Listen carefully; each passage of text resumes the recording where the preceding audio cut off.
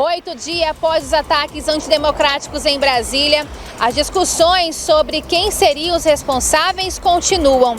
A equipe do presidente Lula, com o apoio do ministro Alexandre de Moraes, segue com uma lista de possíveis envolvidos. Mas, como o velho ditado diz que um dia é da caça, outro do caçador, agora o ministro da Justiça, Flávio Dino, está sendo acusado de prevaricação. É o que sinaliza o senador Marcos Duval.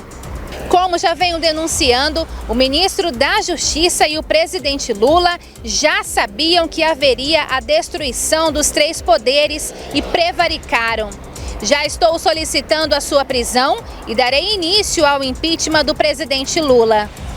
Marcos Duval garante que o Gabinete de Segurança Institucional, a Polícia Federal e a Polícia Rodoviária Federal informaram sobre a chegada de milhares de manifestantes em Brasília, bem como agentes da ABIN emitiram alertas ao governo federal sobre a possibilidade de invasão da Praça dos Três Poderes.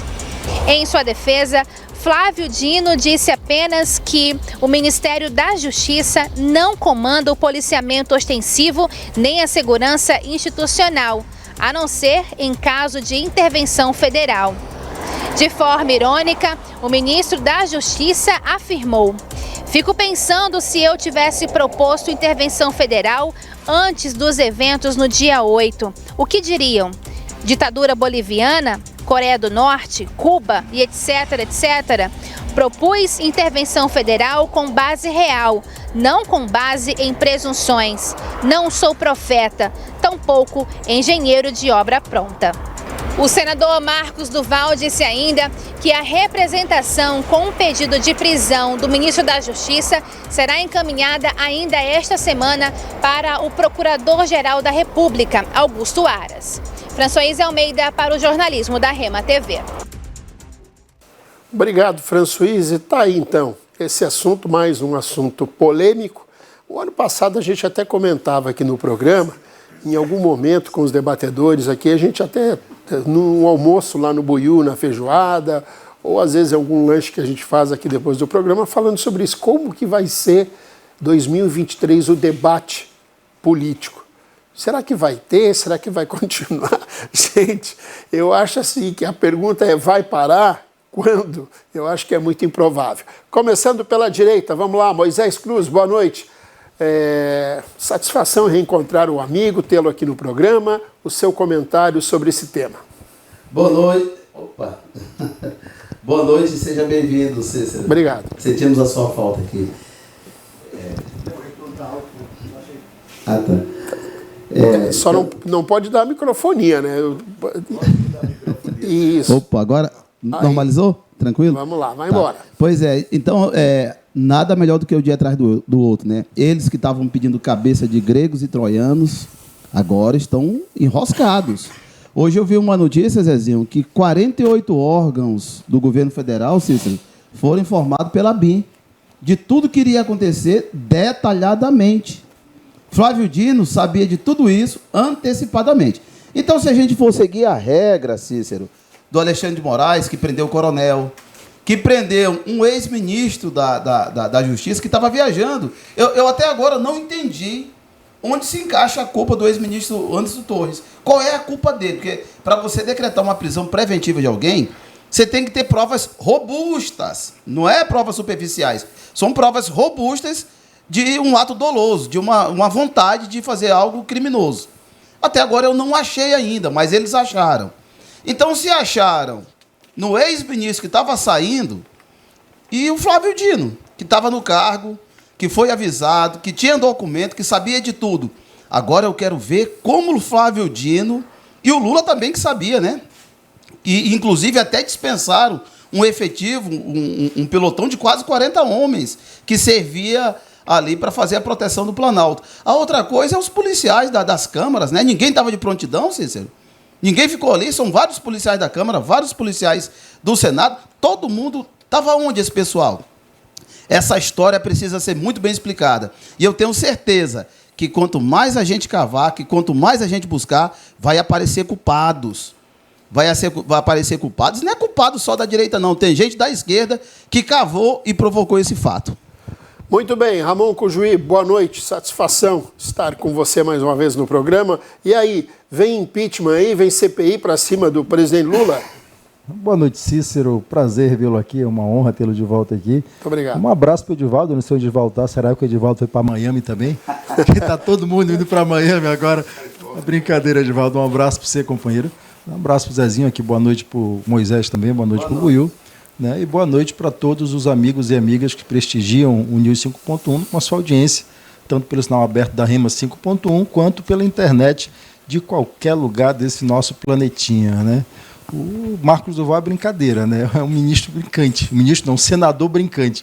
Acusar o Flávio Dino de prevaricação é a nova onda deles. Né? Eles costumam criar essas narrativas para manter o povo deles aceso. É como você dizer que um camarada foi roubado e a culpa é dele porque foi roubado. Ou dizer que uma mulher foi estuprada por culpa dela, que o estuprador estuprou. Ou seja, é um absurdo. Então, o que nós temos aí, de fato, é uma tentativa de jogar uma cortina de fumaça sobre os reais responsáveis. Há problemas internos gravíssimos. O Moisés ele não viu por que prenderam o Anderson Torres, é porque ele não deve ter lido o depoimento do do atual governador afastado Ibanez, onde o Ibanez diz que todo o esquema que foi montado junto com o governo do Distrito Federal, o Ministério da Justiça, foi sabotado, né, e coloca a culpa no Anderson Torres, que era não ministro, mas dessa vez era o secretário de Segurança do Distrito Federal. Se você ler um pouco o depoimento hoje do... Mas é só baseado em depoimento? Se você ler hoje o depoimento do chefe da Polícia Militar do Distrito Federal, ele diz a mesma coisa. Ele não recebeu ordem para impedir que os manifestantes chegassem ao palácio. Ele disse que a única Aliás, o Cujuí, se me permite, eu acho a maior injustiça de toda essa história a prisão do comandante da PM. Comandante da PM. Porque ele é o menor que eu digo na escala de poder, digamos assim, em Brasília. Aí tem o governador, tem o secretário de Segurança, aí depois vem o governo federal. E aí o comandante da PM, não, esse cara... Isso. Não, mas exatamente. E o comandante da PM ele deixa claro, assim, não houve ordem. Então, qual é o comando da segurança ostensiva Brasília? É o governador, o secretário de segurança e o comandante da PM. Quem está preso, por hora, é o comandante da PM, né, e o ex-secretário Anderson Torres. Né, e o governador está afastado, ou seja, houve um afastamento da cadeia de comando. Né, e um está botando culpa no outro. Daqui a pouco a gente sabe, quando os passarinhos começam a cantar, você começa a achar quem é o autor da música.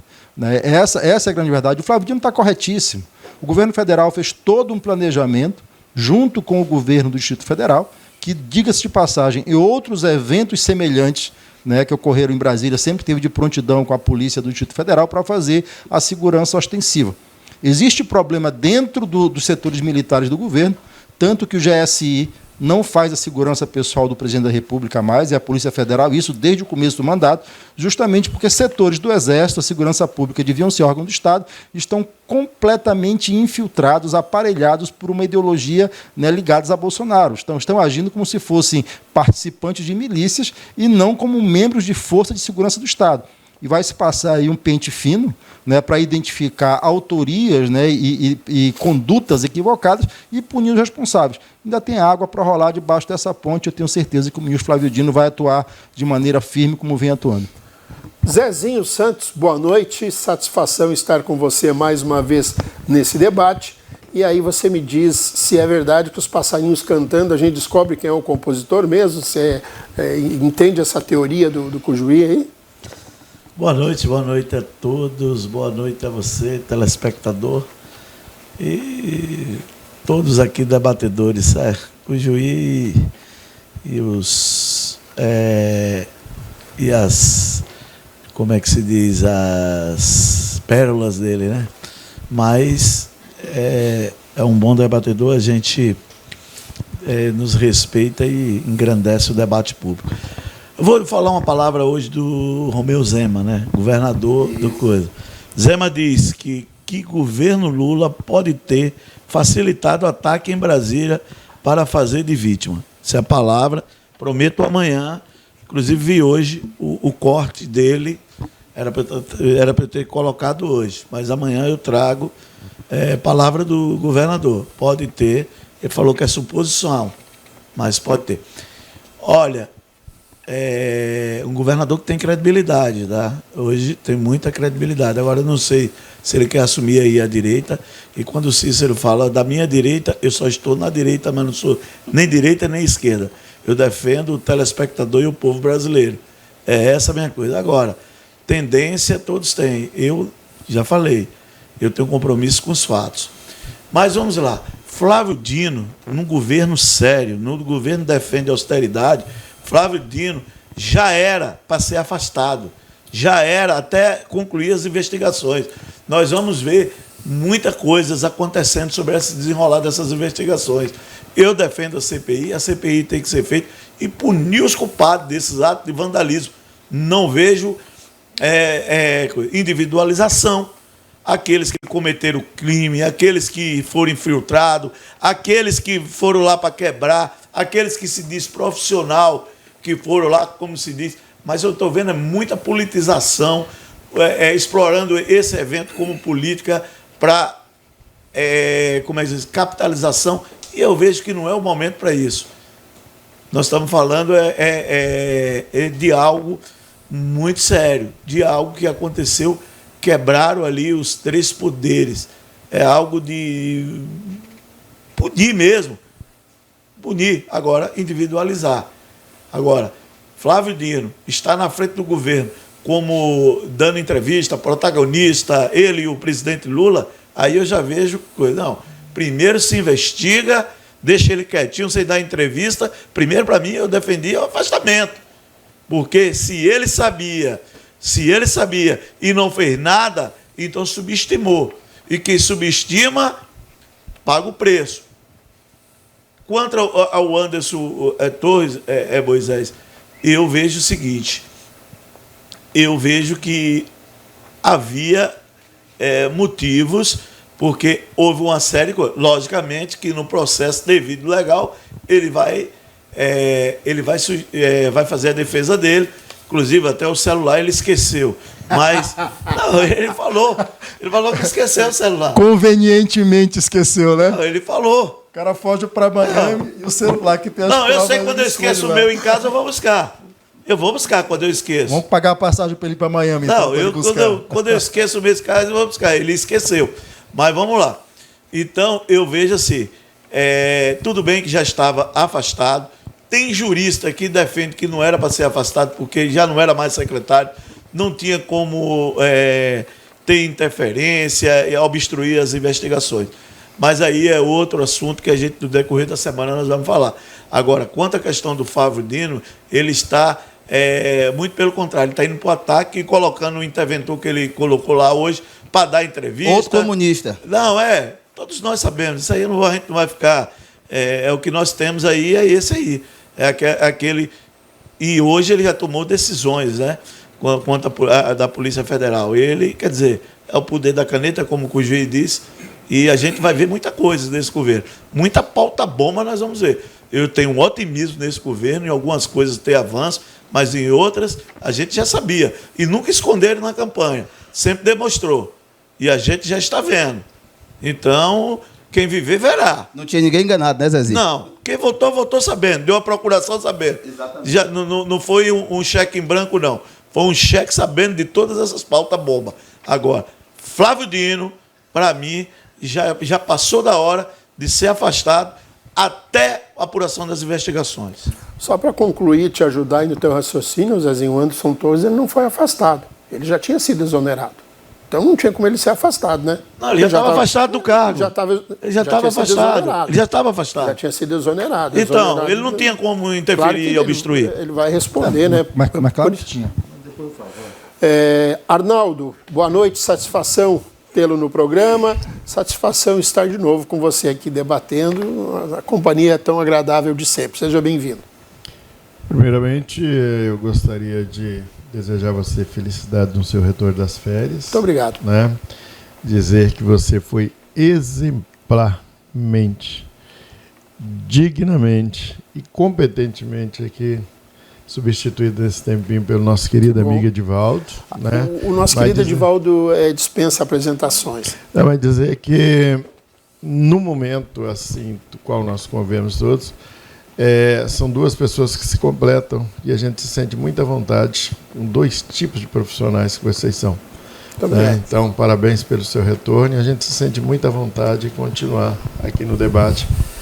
Você fazer a âncora desse programa que você, e que eu te cumprimento, telespectador, é a razão de toda a audiência que esse programa tem dado.